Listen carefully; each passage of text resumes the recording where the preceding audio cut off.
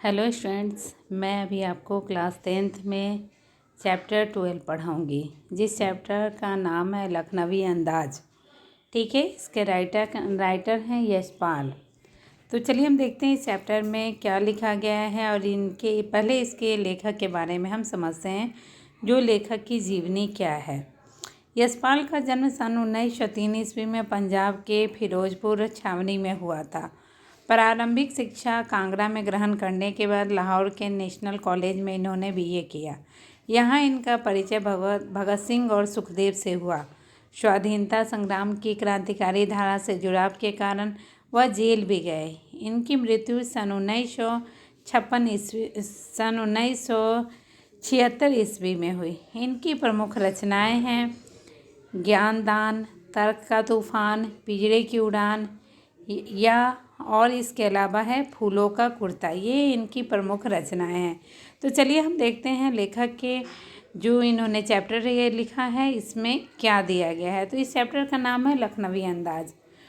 मुफस्सिल की passenger train चल पड़ने की उतावली में पुकार रही थी। आराम से सेकेंड क्लास में जाने के लिए दाम अधिक लगते थे। दूर तो जाना नहीं पड़ा। भीड़ से बचकर एकांत में नई कहानी के संबंध में सोच सकने में, खिड़की से प्राकृतिक दृश्य देख सकने के लिए टिकट सेकेंड क्लास का ले लिया।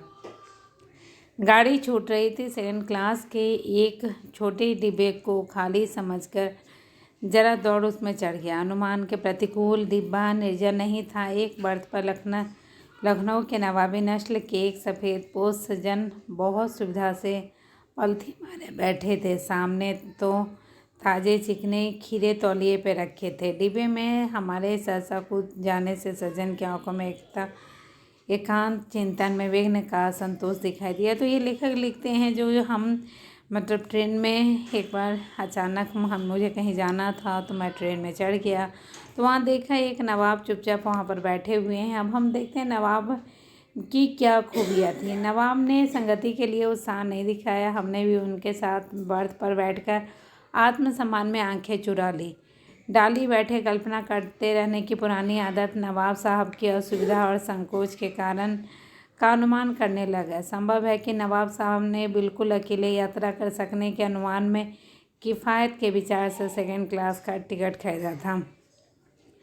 अब हम देखते हैं जो नवाब साहब क्या करते हैं, ये खीरे को लेकर उसे छीलकर अपने पास रखते हैं और सोचते हैं खीरे कैसे खाए जाए। अब हम उनकी जो हरकत ये जो कर रहे थे इसे हम आराम से उन्हें देख रहे थे। हम कनखियों से नवाब साहब को देख रहे थे। नवाब साहब कुछ देर गाड़ी की खिड़की से बाहर देखकर स्थिति पर गौर करते रहे। ओह, नवाब ने सहसा हमें संबोधित किया। आदाब अर्ज जनाब, खीरे का शौक़ फरमाइए। नवाब साहब का सहसा भाव परिवर्तन अच्छा नहीं लगा। भाप लिया कि आप शराफत का गुमान बनाए रखने के लिए हमें भी मामूली लोगों की हरकतों में लथेर देना चाहते थे। जनाब, दिया शुक्रिया, किबला शौक़ फरमाइए। और जब वो हमसे पूछते हैं जो खीरा खाइए, तो हम उन्हें समझाते हैं नहीं भाई छोड़िए, आप ही खाओ। नवाब साहब ने फिर एक पल खिड़की से बाहर देखकर गौर किया। दृढ़ निश्चय से खीरों के नीचे रखा तौलिया झाड़कर सामने बिछा लिया। सीट के नीचे लोटा उठाकर दोनों खीरों को खिड़की से बाहर धोया, तौलिए से पोंछ लिया, जेब से चाकू निकाला और खीरे को काटा। खीरे को बहुत अहमियत से छिलका फाड़कर कनीने से तौलिए पे सजाने लगे। लखनऊ स्टेशन पर खीरा बेचने वाले खीरे के इस्तेमाल का तरीका जानते हैं। ग्राहक के लिए जीरा, नमक इत्यादि लगाकर उसे देते हैं। नवाब साहब ने बहुत करीने से खीरे की फाँकों पे जीरा मिला, नमक और लाल मिर्च सूखी बुरक दी। उनकी प्रत्येक भाव भंगिमा और जबड़ों के स्फुरन से स्पष्ट होता है कि यह प्रक्रिया मुख खीरे के आस्वादन की कल्पना में ही पल्लवित हो रहा है। हम कनखियों से देखकर सोच रहे थे कि मियाँ रईस बनते हैं लेकिन लोगों की नज़रों में बच जाते हैं।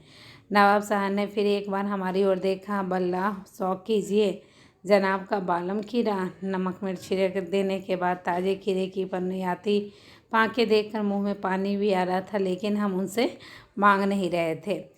नवाब साहब ने अतृष्ण आँखों से नमक मिर्च के सहयोग से चमकती खीरों की फाँकों की ओर देखा। खिड़की के बाहर देखकर दीर्घ निश्वास लिया। खीरे की एक फाँक उठाकर ओठों तक ले गए। फाँक को सूंघा, स्वाद के आनंद में पलके मूंद लिए। मुंह में पानी भर आया, घुट खाना गले से उतर गया। नवाब साहब फाँक को खिड़की से बाहर छोड़ दिया। नवाब साहब खीरे की फाँकों को नाक के पास ले जाकर वासना से आस्वादन पर खिड़की के बाहर फेंक गए।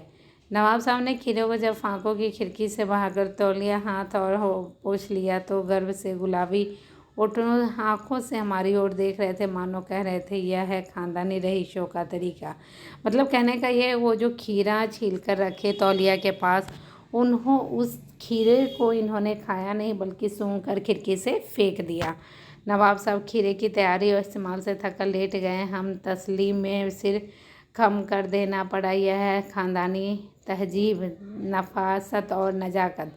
हम गौर कर रहे थे खीरा इस्तेमाल करने के इस तरीके को। खीरे की सुगंध और शंबा स्वाद की कल्पना से संतुष्ट होने का सूक्ष्म नसीब तरीका जरूर कहा जाएगा, परंतु ऐसे तरीके से उधर की तृप्ति भी हो सकती है। नवाब साहब की ओर से भरे पेट ऊँचे ढकार का सब सुनाई दिया। नवाब साहब हमारी ओर देखकर, खीरा लजीब होता है लेकिन होता है शकील, नामुद मैदे पर बोझ डाला।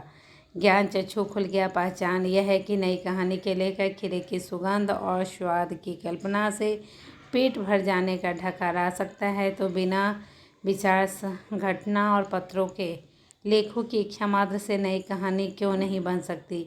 तो यही हमारा जो चैप्टर था, इसमें हम देखते हैं जो नवाब साहब हैं जो खीरे को बहुत प्यार से रखते हैं, छीलते हैं, पोंछते हैं, लेकिन उसे खाते नहीं हैं बल्कि उसे सूंघकर वो बाहर खिड़की से बाहर फेंक देते हैं। तो इसीलिए मतलब हमारे हिसाब से इसीलिए इस चैप्टर का नाम रखा गया है लखनवी अंदाज, जो सिर्फ नवाब दिखाने के लिए ही खीरा को रखते हैं बल्कि वो खा नहीं सकते हैं। ये चैप्टर आपका कंप्लीट हो गया है। इस चैप्टर को अच्छे से पढ़ना है, घर पे रहना है, सुरक्षित रहना है। Thank you.